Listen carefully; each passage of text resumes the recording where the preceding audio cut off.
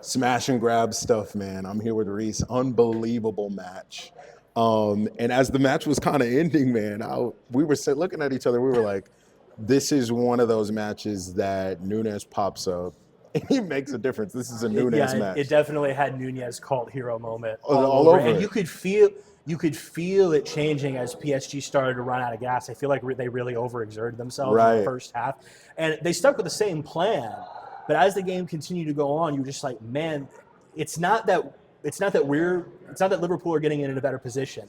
It's that they have blown themselves out, and now surprisingly, now there are openings that we can actually take advantage of. Surprisingly, and then there was something that one of the commentators mentioned at the beginning of the half, and it's just like, he's like, okay, this is great, but how long is PSG going to be able to keep this up, sustain this? And I'm like, and I'm thinking, because I'm like, well, this isn't a lot of effort that PSG are really asserting right now.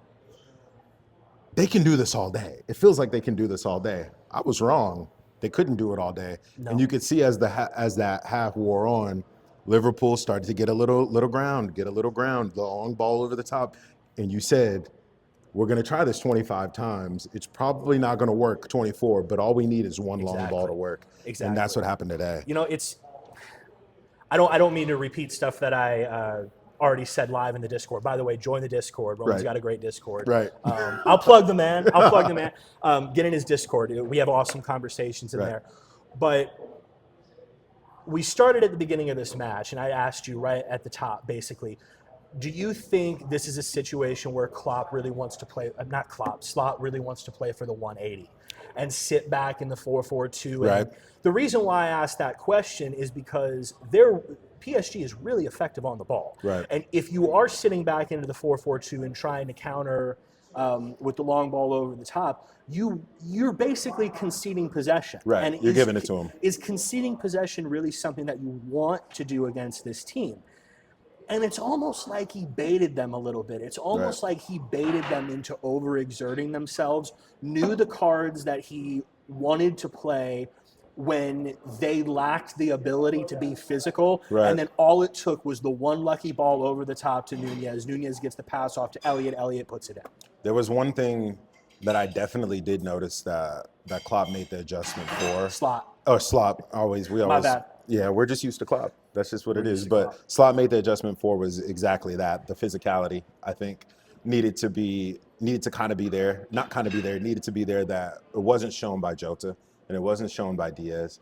And I know, Nunes is a polarizing figure amongst fans, but he's the reason why we won that match, because he had the physicality to win that ball in the air that Jota was not winning in that first half, be physical, and find the pass. And that's the incredible thing, too, is that it really feels like he only had one touch in the entire game. And that was the touch. And the one touch that he had in the entire game was the touch that mattered. Yep. And that changes the entire narrative of the game. I had three mental Right away. I had three mental talking points into the 87th minute or whatever it was that Elliott scored the goal. And I still think a lot of those are valid. I think the point that Alisson is still the number one goalie in this side. 100%. I've had conversations in our Discord before where it's like, if you have Kelleher and you have Mamardashvili coming in, is this the time to sunset Alisson? That performance tells you that I'm crazy, and completely valid that I am crazy. When Ali turns up for performances like that, you realize why he's the best. You realize why he's the number one goalie in the world, and why he's irreplaceable by anybody. I still think the point is valid that this game really shows you what Diogo's ceiling is. Right. I think Diogo is an excellent player. We had a friend that we met in this room, Paula from Wales. Shout out to Paula from Wales. I think hopefully she actually inspired probably what the thumbnail for this video is going to be, the smash and grab. She was talking about how he's probably one of the best signings that Liverpool has made in the last 10 years, and I agree with that.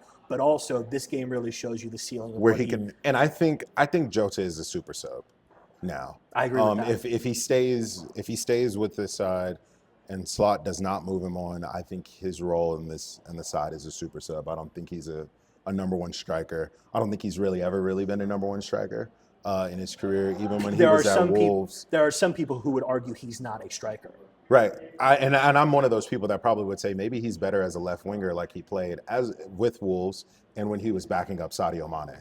So for me, I think probably his best position is on that left wing, and we probably should go striking for maybe not one, but probably, or go shopping for maybe not one, but probably two center forwards that we can develop. Because obviously we were talking to our friend right before we started recording, and she was just saying that the striker market is just absolutely tragic right now.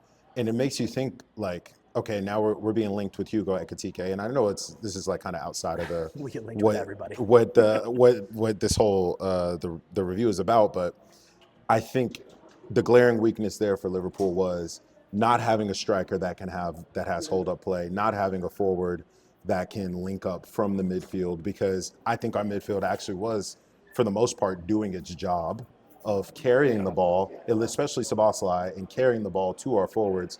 But it was pinball mania after the outlet passes were really bad. A lot of the passing was bad. The outlet passes were really bad. Right. Just to bring it back to Diogo right quick, I think that it's not his ability that's the problem. It's the calculus in this side that's the problem. And I feel like that's true for a lot of Liverpool players. If you are of the opinion that Diogo is best on the left-hand side, well, he's playing behind two guys already. He's playing, behind Zabo centrally, if that's where you want to put him. And it's difficult. Yeah, and I don't know. I don't know what you do with a lot of these players, because I know you look at Luis Diaz, who had a fantastic game the last match, which makes sense why Slot picks him again for tonight, because of how he was pretty much unplayable last match, right? You wonder in matches like this, like,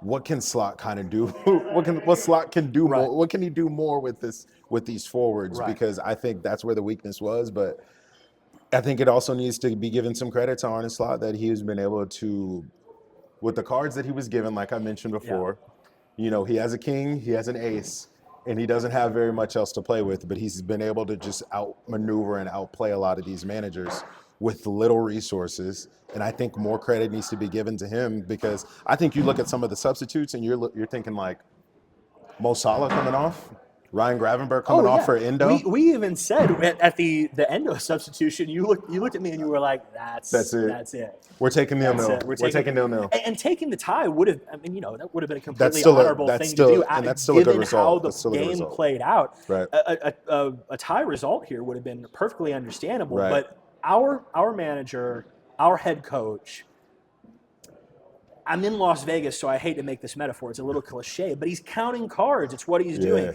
He saw that the PSG getting gassed card was coming out of the shoe next. And I didn't see that coming. That card came out of the shoe. He makes the subs that he does, and it takes one lucky ball to give Liverpool the 1-0 advantage going into the second leg of the tie.